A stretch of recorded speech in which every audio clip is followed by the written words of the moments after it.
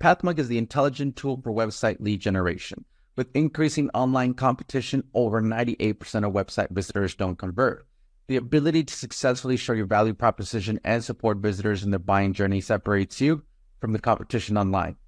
Pathmark qualifies and converts leads on your website by figuring out where they are in the buying journey and influencing them in key decision moments with relevant micro experiences like case studies, intro videos, and much more.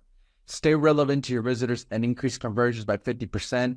Add Pathmark to your website in seconds. Let the AI do all the work and get access to 50% more qualified leads while you keep doing marketing and sales as usual. Check us on pathmark.com. Welcome to today's episode. Let's talk about today's guest. We have Vikram Ghatge from TechDog, Senior Director of Marketing with them. How are you doing today, Vic?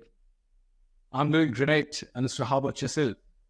I'm doing great. Thank you so much for asking. And well, I'm sure, Vic, our listeners are tuning in, wondering what TechDocs is all about. So in your own words, tell us a little bit more. Well, I mean, there's a lot that we do, but in a sense, TechDocs is a digital publisher, right? We are also a lead and demand generation agency. And we're aspiring to be a social media platform, specifically tailored to technology enthusiasts around the globe. What we're essentially offering to technology enthusiasts across the globe is a rich repository of articles, case studies, thought leadership content, guides, ebooks, and so on and so forth.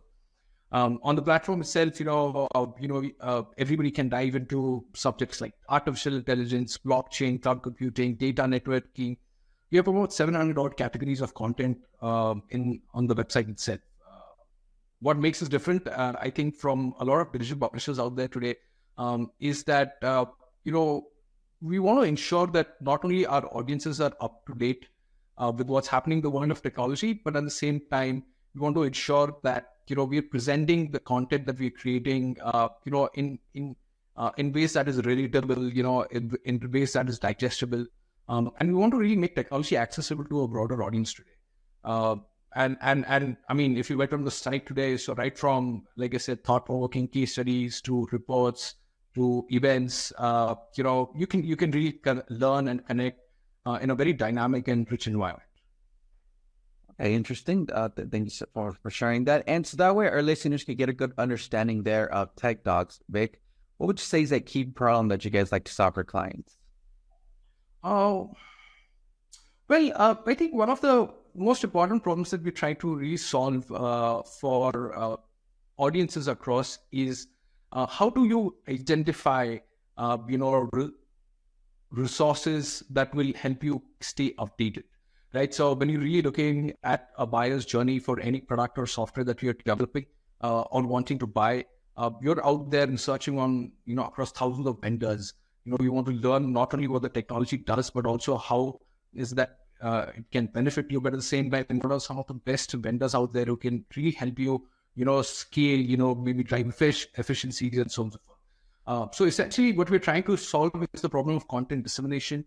At one point, what we're also trying to do is that we're trying to make sure that brands are able to tell their stories far effectively on the website and through our platform as well. And finally, I think brands do want themselves to be out there, ensuring that they have the visibility, they have, in that sense of watering holes where they could go, and essentially talk about themselves. So that's some of the problems that we're really trying to solve. Definitely. Okay. Then thank you so much for sharing with us, Vic. So then, is there a certain vertical segment that TechDocs likes to go for? Well, in that sense, we've not really focused on any specific segment, right? We're industry and vertical agnostic. There are two sides to the business. Obviously, one side of the business is ensuring to have is working towards ensuring to have a lot of audiences on the platform. And the second side of the business is obviously, we're working with, we're trying to speak to brands and get them on the platform itself so they can showcase themselves, talk about what are they doing, maybe share interesting content pieces that they've written, just really put the word out there in forms of webinars or case studies or reports or videos, events for that. Okay, perfect. Awesome. Thanks so much for sharing that. So then How would somebody usually then find out about Tech Dogs? What would you say is the top client acquisition channel for you guys? Well, for us, I think, our audience will generally discover Tech Dogs through a variety of channels. To begin with, obviously, there's the organic search route, there's that we focus a lot on. Then there's the social media channel, right? We have an active presence on LinkedIn, Facebook, on the major platforms. And what we're really trying to do is that we're trying to build a community there. We're trying to foster engagement. And then obviously, from the business side of it, there's a lot of focus on performance marketing, where, we obviously use Google ads or Facebook ads or LinkedIn ads to acquire leads for ourselves. And then obviously, if you think towards the end, we probably focus on email marketing as a channel as well. And a lot of referrals and collaborations also help in that. Okay, awesome. Great. Thank you so much for sharing that.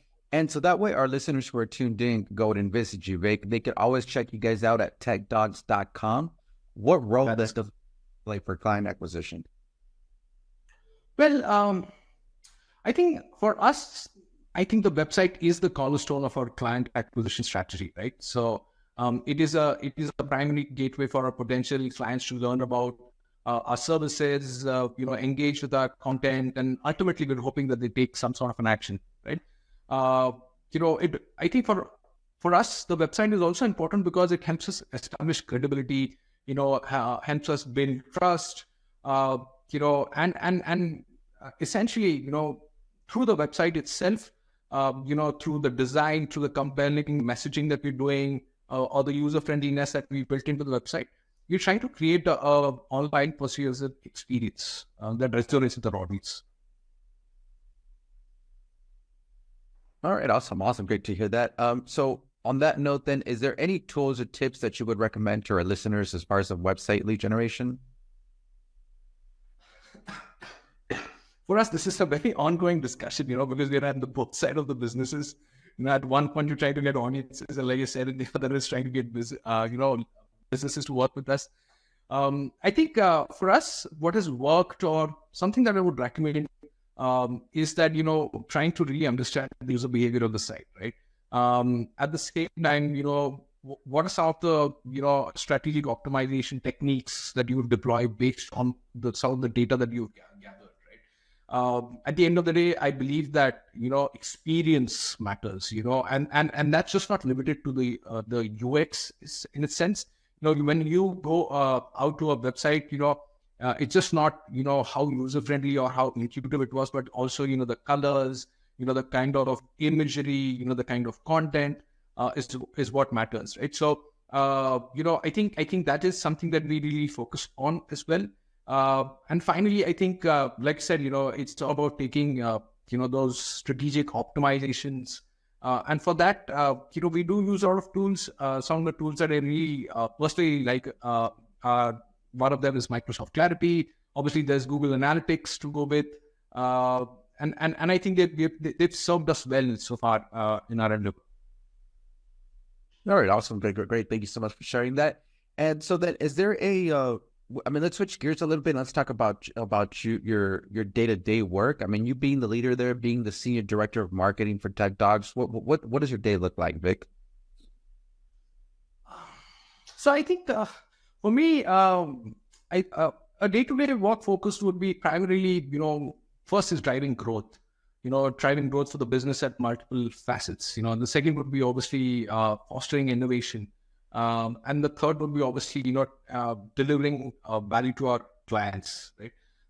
So, today when I'm working with, businesses or cross-functional teams to develop our and refine our marketing strategies, we're trying to figure out what is that's trending out there in the market, what are the opportunities for growth, and what are some of the, executions that I'm going to do based on what my understanding has been.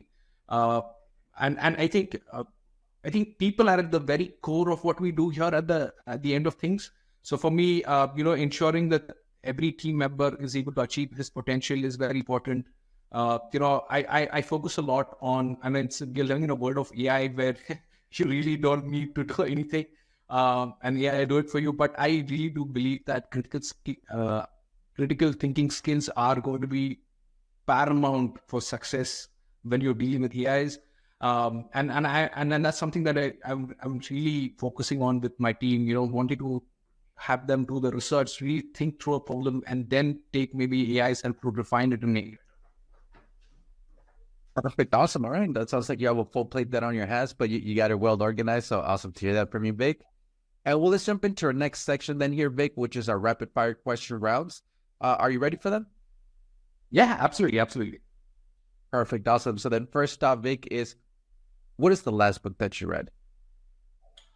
So I'm reading this. Well, I am reading this book called as Design Your Thinking by Pawan Somi. Okay. And the reason I really picked up this book was because in this book, he talks about, how do you reframe problems, to figure out innovative solutions. Essentially, what ends up happening a lot of the times, you're looking at a problem just through one lens, and if you really looked at that problem and reframe that problem multiple times, you probably have different solutions come up, and that's something that I was wanting to do when I was, trying to build up these verticals within Tech Talks. So yeah, I mean, I've been a huge proponent of that, and this book is really just aligning me to it a lot more. Definitely. Awesome. Great to hear that. And next up then is, if there would be no boundaries in technology, what would be that one thing that you want to have fixed for your role as a marketer today? I don't know. I mean, I think with the advent of AI, for me, I think the game changes quite a lot, right? So what you were doing, I mean, automation, I think, was the first thing that came in. But with AI, I truly believe that there will be intelligence that will be built into tools and solutions, right? It will allow us for, enhanced personalization. We'll be able to analyze data a lot better. We'll be able to obviously, make sure that the decisions that we are making are thought through, and at the end, I think what it will help us to do is that as a marketer, when I'm conceptualizing perhaps a marketing campaign, right, it will probably tell me how do I first, conceptualize it better, but then how do I execute it even better, and then finally optimize it to the level that, will give me far more better results than it would have otherwise given. Interesting. Thank you for sharing that. Next then is, if there's one repetitive task that you could automate, what would that be? We have this ongoing joke within the team itself, that there's a lot of data and we need to figure out how do we automate data, and processing of data and analyzing of data, and a lot of the times I've noticed that, if we had something of that sort in place, it would allow us to make decisions faster, gain valuable insights much faster, and obviously take decisions far better. Obviously, I mean, a byproduct of that would be, that we would improve our efficiency and productivity and so on and so forth. But I think, all of the data that we gather from the website, and it could be outreaches that we're doing, and it could be from Google Analytics, it could be Clarity and many other tools, and including ad platforms, to consume that and bring it together, and get a holistic view of it is something that, is a challenge for us. And it's a repetitive task month on month and day on day. And I would love to automate that in some sense. Definitely. I think a lot of people would as well. Awesome. And well, Vic, I mean, you have a lot of experience in the marketing world, but what is that one piece of advice that you would give yourself if you were to restart your journey as a marketer today?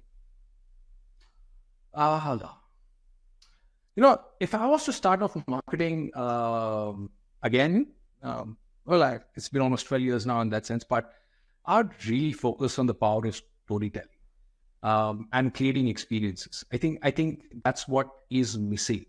A lot of the times we get into these silos where we're really just working off data, we're really working off, what is that we want to achieve. We're really looking at what is the consumer looking at, pain points. What is that I need to build into, maybe engage with the audience and so on and so forth. And I think my early part of my career, I really didn't focus on that. I was really just driven by, okay, that's what the data says, let's just do this, etc. But then as I moved into, the creative space, I have to say, and I worked with a VFX company before this. They did crazy movies. I realized it's the power of storytelling, especially in AR, VR. I mean, when we did AR, VR solutions, I just realized that that's just tip of the iceberg. If you were able to leverage all of that thought process and put it into a marketing campaign, I think, it would give you phenomenal results. So yeah, for me, I think the advice I would give to marketers would be, or to myself for that matter, is believe in the power of storytelling and creating memorable experiences, understanding audience needs, and then of course leveraging it. Definitely. All right. Awesome. Some great advice there, just not for yourself, but for all our listeners. Thank you so much for that, Vic. And Vic, well, we are coming to the end of the show today, but before we do end, I do want to give you the last word. Say someone forgets everything about the interview today. What is that one thing they should remember about Tech Dogs? Well, today Tech Dogs is poised at this conjunction of digital publishing, lead and demand generation, and also, creative and branding. One of the things I would, have your listeners, definitely look out for is the way Tech Dogs is hoping to challenge the notion of B2B marketing. Typically, the B2B marketing space has been dominated, on a better lack of word, boring presentations, white papers, case studies, reports, and so on and so forth. And the human element sometimes is just missed. Okay, and at TechDocs really wants to bring that human element back into marketing, especially in B2B marketing. And we really want to challenge the notion of it. And we want to work with brands, essentially, who want to, experiment, outside their comfort zone and see, what is that, Tech Dogs can do for them to get audiences, or, wanting to spread their message to a broader audience in that sense. Really awesome. So thank you so much for sharing that with us, Vic. Hey, Vic, well, I do want to thank you for being on with us today, as well as I do want to thank our listeners for tuning in. And well, I'm looking forward to our next episode at Pat Monk Presents. Thanks a lot, Vic. Thank you. Cheers.